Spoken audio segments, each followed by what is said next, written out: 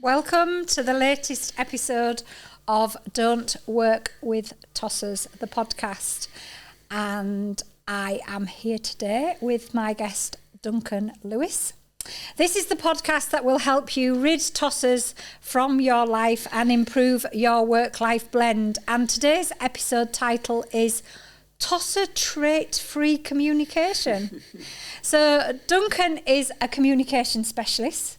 He trains other people in communication skills, but I am not going to tell you about Duncan because he will communicate it far better than me. Duncan, hello, welcome. Hello, thank you very much for inviting me. Well, thank you for joining me on our journey from Scarborough. Duncan and I are both based on the Yorkshire coast, and to get him to Halifax, Albion Street Studios today, I bought him very early, 6:30. It was a very early start. So tell us a little bit about your business, Eaglei, and how you came to be a communication trainer. Well, I am a communication trainer, as you say, and my business really supports people to communicate their spoken messages in the most effective way and to present the best version of themselves. And the business is almost 10 years. It'll be 10 years old in January. And I'm inordinately proud of that fact. And I've really drawn all my career's experience, life's experience together to start Eaglei, because I've worked in the private sector and the public sector and the charitable sector. And I started my career in the performing arts, in professional theatre, as a stage manager and then as a director. And I draw on all of that experience now in what I do. I first met you quite some time ago when you worked for Business Link. And we were both business advisors, weren't we? And and helping people start up and keep going in business. So that was, how many years ago? Gosh, that must be. Well, I finished at Business Link when Business Links finished nationally in 2011. Oh my goodness, it is longer than I think then. It's a long time. And for me, one of the top things with tossers is often the way they do communicate. If they communicate incorrectly, they can potentially come across as a tosser. I think I talked to Mike Edwards about that in episode 3. People that present themselves at business networking and business events that maybe present themselves as a tosser, but it turns out they're not. But some of that actually can be the way they communicate, can't it? And how they present themselves. And what you're trying to do is help people not to be a tosser. Oh, communicate as a tosser. You can't help them not to be a tosser. We've just had a conversation about that, haven't you? Manifesting them away, like, where have they gone? They're no longer in Tina's little book of tossers. Yeah. Communicating in a tosser-free way is actually a challenge for a lot of people. And one of the things that we work on through our workshops and our courses is, and it's become a bit of a buzzword, but this word authenticity. And we just want people to present the best version of themselves that they feel happy with, comfortable with, but so they come across as genuine and sincere and transparent. And unfortunately, a lot of people that I see, particularly on social media, don't always come across in that way. Now, maybe that's the way they want to come across, and that if that works for them, it's fine. But I struggle with that. I find that difficult. Yeah, and one of the things that we've talked a lot about in these episodes of the podcast is we've talked a lot about authenticity and being your real self and your true self and values and all of those different things. And I know authenticity is a massive thing for you. And communication is also part of your personal brand as well, which I discussed with Deb Ogden in episode 5 about personal branding. And for me, communication is a big part of your personal branding. And I don't necessarily think people appreciate that. And also the other thing as well, when we talk about communication, a lot of people, if they're shy, and I mean, I have no problem, nor do you, I know, I have no problem standing on a stage in front of 500 people and, you know, talking, speaking, communicating. Here I go, I'm talking about communicating and my arms are going. So I know that I do that as part of my communication. But if you are quite shy or the fear of public speaking, what is it? People dread that more than death, don't they? Is that not the statistic? A very high, I don't know the percentage, but a lot of people have a fear of public speaking, and it's actually, there's a word for it, which is glossophobia, and people do fear that, and it's a real anxiety for a lot of people. And again, what we work through on our workshops is giving people some skills, but giving them the confidence to be themselves and share the message or messages that they want to share. Even when we're working with a large corporate organisation, I understand that there's culture and there are guidelines and there are parameters within which they have to work. But within that, I think people can push at the edges a bit, push at the boundaries in order to find a way to express how they what they really think and what they really feel. Yeah, and I think so for me, there's the people that are glossophobic, and then there are people that go out there at events and always have to be heard and want their voice heard and have to be seen to egotistical, and those are the ones that, in my opinion, come across as tossers. We were just talking before we started recording this about, you know, I was saying since I've started the podcast, I seem to have fewer tossers in my stratosphere. They just don't seem to be I don't quite know what it's done, whether the universes have said, you know, maybe just don't go near her because but actually I think it's to do with tolerance and accepting that you don't need to have those people in your life. You build your crowd wisely, you do all that sort of thing. But for me, the way you communicate, the way you present yourself, the way you communicate is so important. I agree. And a key part of, you know, it doesn't matter whether we're in business. I mean, we talk about this being business tips and life lessons, but actually it goes for both, doesn't it? It goes in business and in life, the way we communicate. I agree. So my client base is, as you know, diverse to say the least. So I work with students in schools and colleges at one end of the spectrum through to senior leadership in corporates at the other end of the spectrum, and everyone in between, sales teams, etc. And it doesn't matter at what level you are at in your life, there are certain common denominators when it comes to spoken communication. So the work I do in schools is all around helping young people present the best version of themselves for a job interview or an interview for university. And at the other end of the spectrum, with senior leadership, senior managers, it's about maybe just tweaking what they do, just tweaking. But everyone needs something to improve their spoken communication. And with young people, I find it's very often about encouraging them to be themselves, not to look like someone else, sound like someone else, dress like someone else, be like someone else, to be themselves. And when it comes to things like job interviews, you know, at job interviews, when I was employed, and I'm now obviously self-employed, but when I was employed and people would ask you about yourself and your hobbies and your interests outside of work to try to get to know you, you start the job on day one. And a lot of that you store away, you hide. And my question is, why? So really, I think that people maybe share only about 50% of their true selves in the workplace because they're concerned of what people might think. They don't want to look stupid. They don't want to put their head above the parapet. And what we try to do on our workshops is encourage them to feel more comfortable doing that. So they feel that they can really express more of their complete selves. And how we term that is making an emotional connection. Because there's this term, isn't there, used in business a lot, which is people buy from people. I've never liked it. I've never understood it. But how I've interpreted that, and it's the subtitle of my pocket-sized book, is how to make an emotional connection and communication. So for me, the people buy from people bit is making an emotional connection.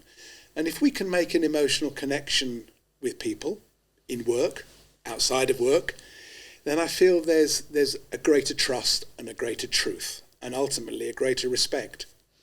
Yeah, and I do think it's not just people that are in employed roles, but also business owners as well. So when Tony and I were campaigning through Microbiz Matters, and we did what we did with Microbiz Matters Day, when we first started out, we imagined that actually we would bring others together and we'd become this movement. People would all go forward and do their own bit and say, this is me, who am I? What we quickly discovered was that people didn't want to put their head above the parapet. So when you talk about putting their head above the parapet in an employed role, business owners are often the same.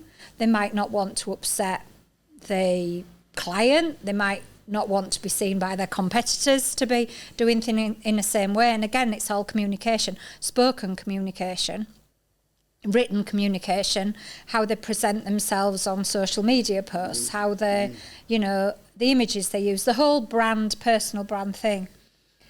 Whereas for me, I don't know whether it's an age thing, whether it's a 35 years in business thing, and I've got to this stage with my business and career, and as you well know, I've been through different stages and different brands and sat behind different brands and things like that. But when I started to use the word tossers, people looked at me and were like, tossers? Oh, should you be using that word?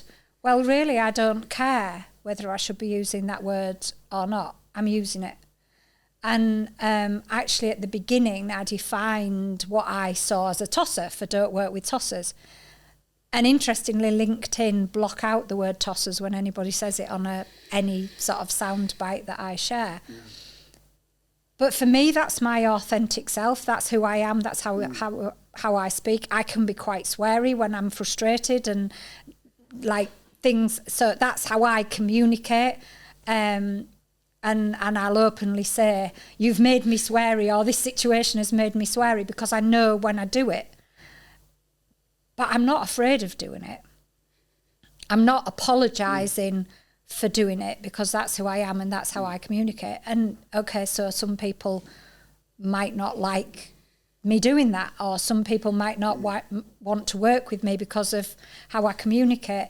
But it's back to, and we have talked a lot about this across these episodes, it's back to the fact that I am being my authentic self. I'm not presenting myself as somebody that I'm not. And there are lots of people in business doing different types of business. So actually, if they don't like the way I'm communicating, they can go and work with somebody else. And I'm okay with that. I think part of it does come with age.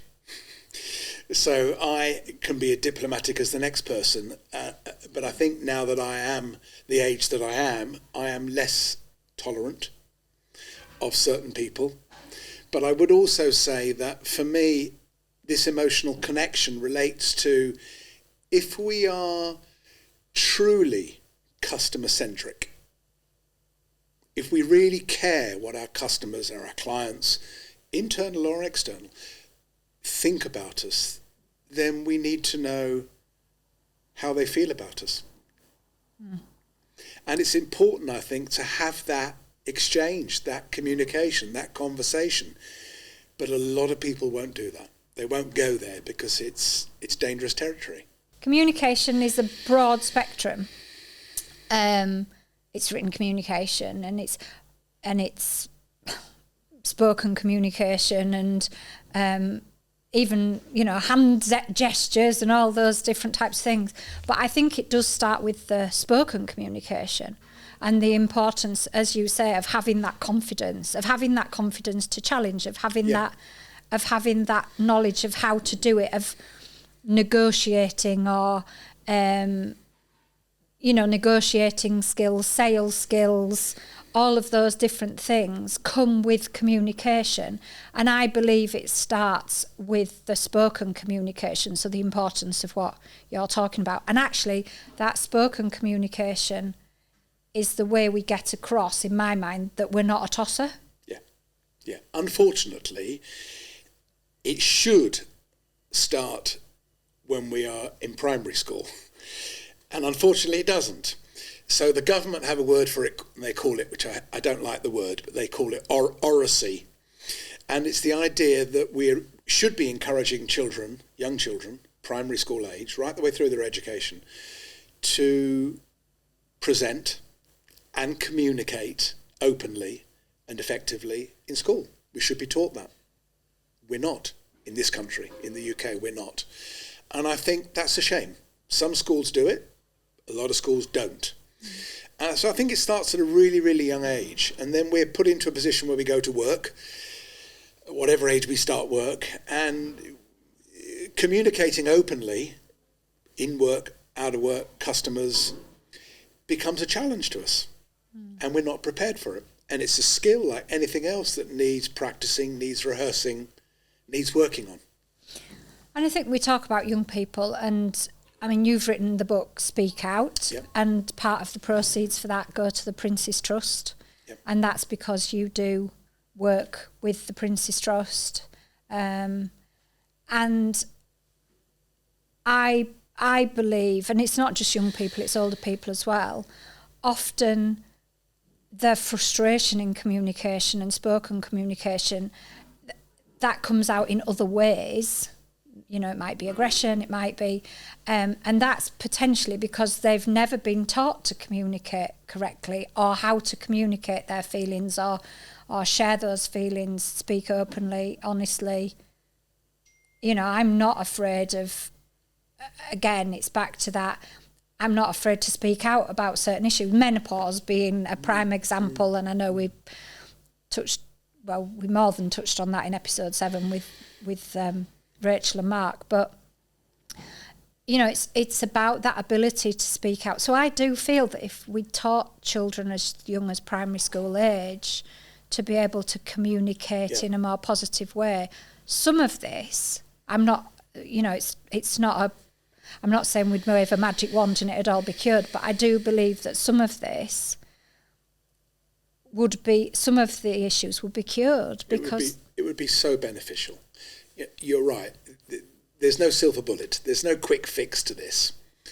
But on our workshops, which I run with my colleague Alison Saxton, who's a professional actor and a voice and body language coach, we say to the delegates, right at the beginning of the day, we say, we're trying to create an environment here, wherever we are, where people feel safe to express themselves, honestly, openly, in a genuine way.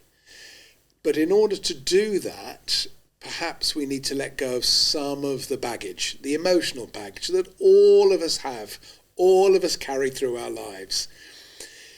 And when delegates do that, which more often than not they do that, then wonderful things happen. People feel open to share their thoughts. They give a couple of short talks on our workshops, one related to their work, one on something that they are passionate about. And suddenly all this passion and this energy and this enthusiasm comes out of them that perhaps they had never expressed before. And it's a wonderful thing. And so for me, coming back to this word authenticity, that's at the heart of what we do. And if we can encourage people to feel more confident to be themselves, then for me, job done. If we've helped people feel more comfortable within their own skin, job done. But I think also then once those people, that person, the individual, whoever, as a group, and again, I know I talk about this all the time, but it's about building your crowd wisely, because it's very likely that people that are on your workshops, if they're there with others they don't know, yes, and they then connect in another way, whether that's through WhatsApp or LinkedIn or Instagram or whatever social, Facebook, whatever social media, they have that little support network around them. They've learnt those things in your workshop. They can go away, they can talk about it. With the right crowd around you, you have that support, the ability to open up. That, for me, then allows those people to challenge others that may be communicating with them full of tosser traits, not free of tosser traits, but full of tosser traits. And back to being able to let go of some of the, whether that's in a workplace, whether that's in their home life. Yeah. And it comes back to a confidence thing again, and communication, being able to communicate correctly, I believe helps you build a confidence that you maybe didn't have if you can't communicate correctly.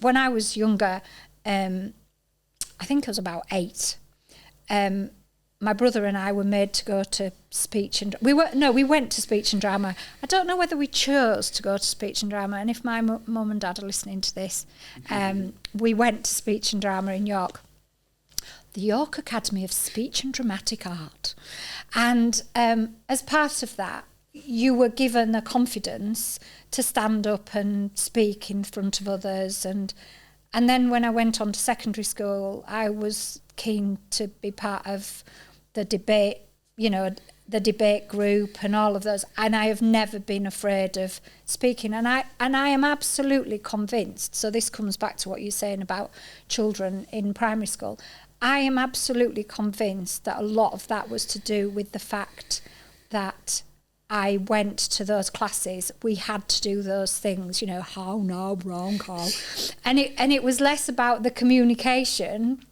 but more about how to speak, with the right pronunciation. Yeah. I'm sorry, Mum and Dad, because now I'm so, for a Lancashire lass that came to Yorkshire when she was 2, I've got a proper northern accent. But again, I'm not afraid of that. And it doesn't prevent me from communicating. But I do think that communication it's just important, so important. And again, on our workshops, the reason we use Alison is that she will work with the delegates for a couple of hours on those techniques to encourage people to find their authentic voice. So we'll do lots of breathing exercises, the importance of that the breath has, the effect that it has on the voice. And she will encourage people we both encourage people that regional accents are absolutely to be celebrated. People who say, I don't like my accent, I'm not happy with the way I sound, celebrate it. All regional accents are to be celebrated. So this sort of thing gives people, these sorts of things give people the confidence to really, hopefully be themselves. And we're really proud that this podcast is made in Yorkshire at Albion Street Studios. Duncan, thank you so much for being my guest today. Thank you. If you want to know more about Duncan Lewis, you can find him on LinkedIn, and you will be able to learn a little bit more about his great book, Speak Out.